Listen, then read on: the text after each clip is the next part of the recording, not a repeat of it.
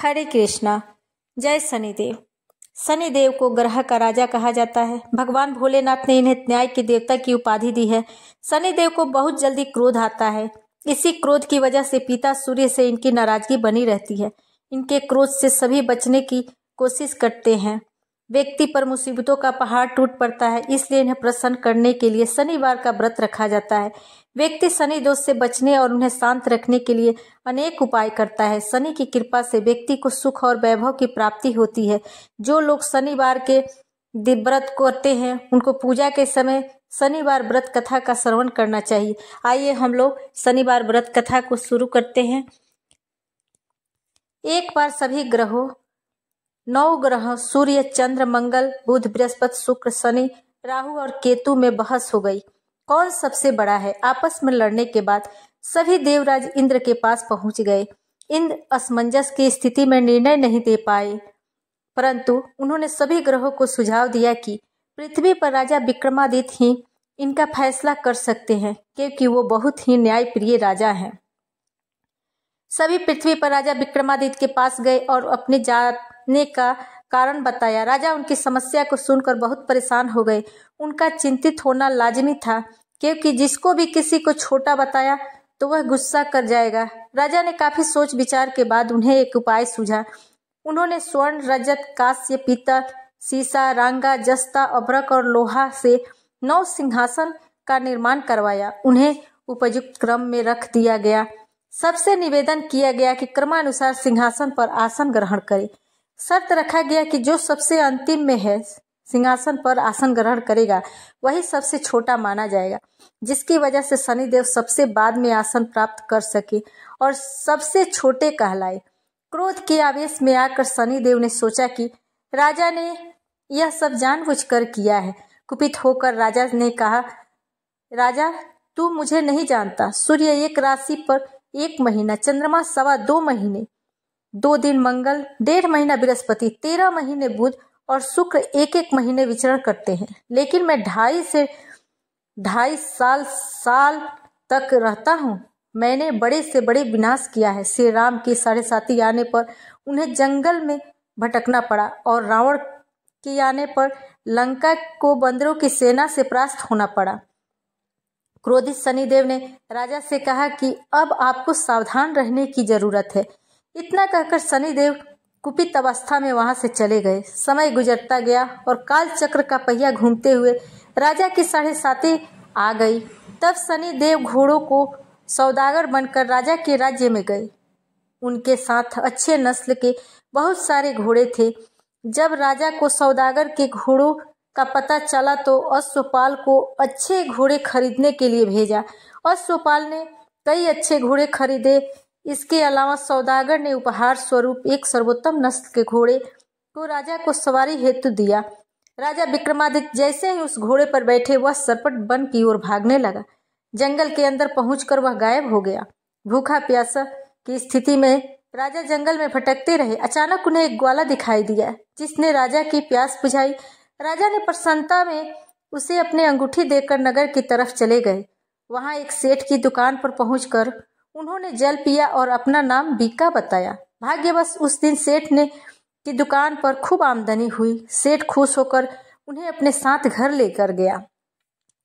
सेठ के घर में खूंटी पर एक हार टंगा था, जिसको खूंटी निगल रही थी। कुछ ही देर में हार पूरी तरह से गायब हो गई। सेठ वापस आया तो हार गायब था। उसे लगा कि बीका ने ही उसे चुराया है। सेठ ने बीका को कोतवाल से पकड़वाया और दंड स्वरूप राजा उसे चोर समझकर हाथ पैर कटवा दिया। अपंग अवस्था में उसे नगर के बाहर फेंक दिया गया। तभी वहां से एक तेली निकल रहा था, जिसको बीका पर दया आ गई। उसने बीका को अपनी गाड़ी में बिठा लिया। बीका अपनी जीभ से बैलों को हाँकने लगा। कुछ समय पश्चात राजा की शनि दशा समाप्त हो गई। वर्षा काल आने पर बीका मल्हार गाने लगा। एक नगर की राजकुमारी मनभावनी ने मल्हार सुनकर मन ही मन प्रण कर लिया कि जो भी इस राग को गा रहा है वो उसी से ही विवाह करेगी। उन्होंने दासियों को खोजने के लिए भेजा, परंतु वापस आकर उन सभी ने बताया कि वह एक अपंग आदमी है। राजकुमारी यह जानकर भी नहीं मानी और उसने अगले दिन ही वह अनशन पर बैठ गई। जब लाख समझाने पर राजकुमारी नहीं मानी तब राजा ने उसे तेली को बुलावा भेजा और बीका से विवाह की तैयारी करने के लिए कहा गया। बीका से राजकुमारी का विवाह हो गया। एक दिन बीका के स्वप्न में शनि देव ने आकर कहा कि देखा राजन, तुमने छोटा बताकर कितना दुख झेला है।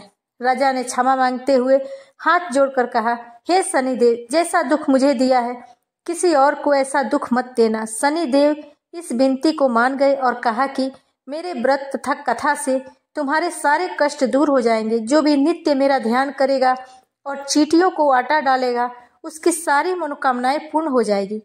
शनि देव ने राजा को हाथ पैर भी वापस दिए। दूसरे दिन जब सुबह राजकुमारी ने आंख खोली तो वह आश्चर्यचकित हो गई। बीका ने मन भावनी को बताया कि वह उज्जैन का राजा विक्रमादित्य है। मन भावनी खुशी से फूले नहीं समा रही थी।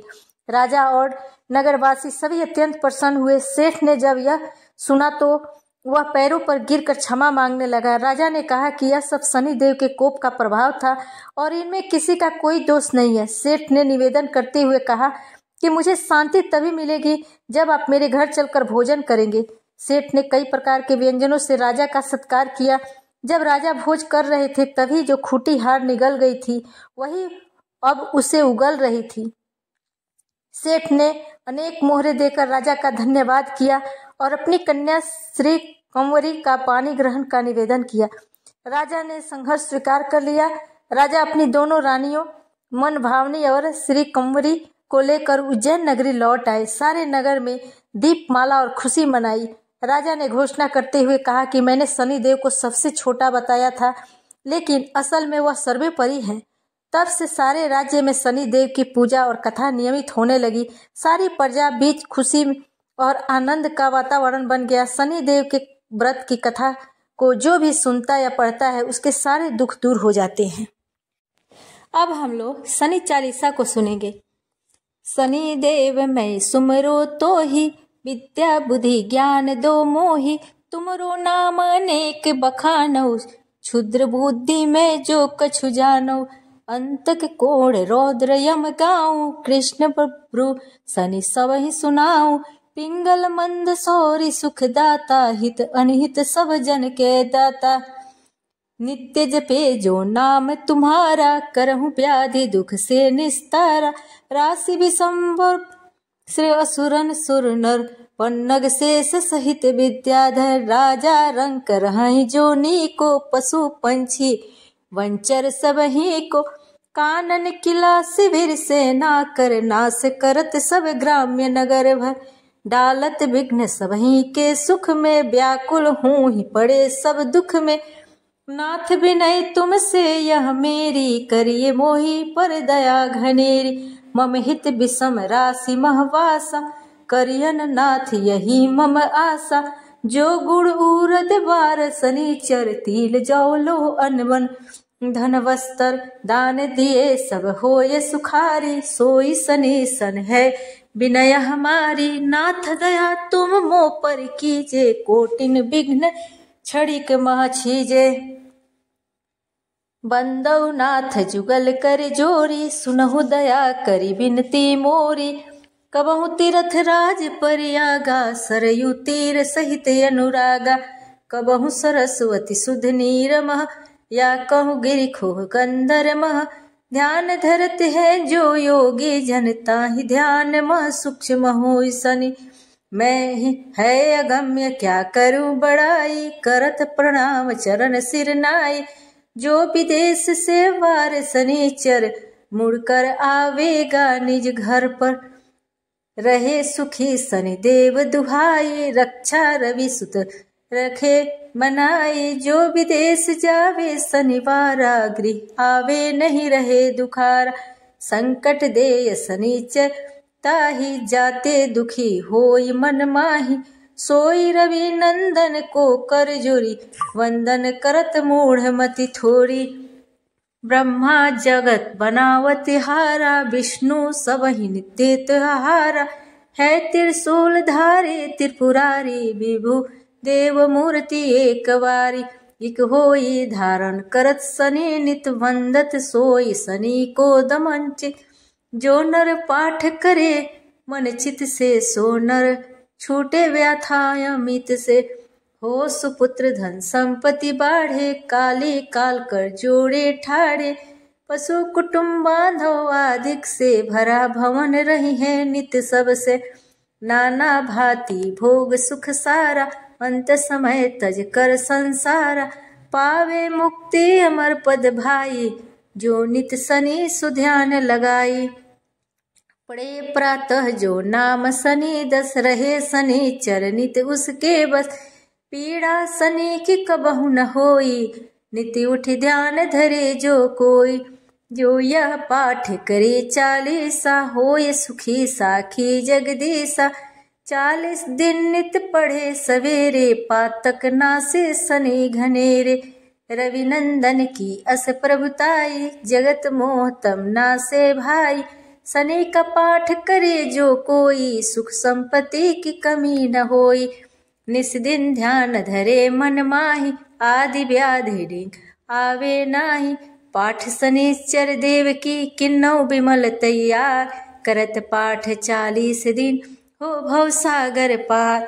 श्री स्तुति दशरथ किए, सन्मुख शनि निहार। सरस सुभाषा में वही आज हम लोग सुने शनि देव की कहानी और शनि भगवान की चालीसा।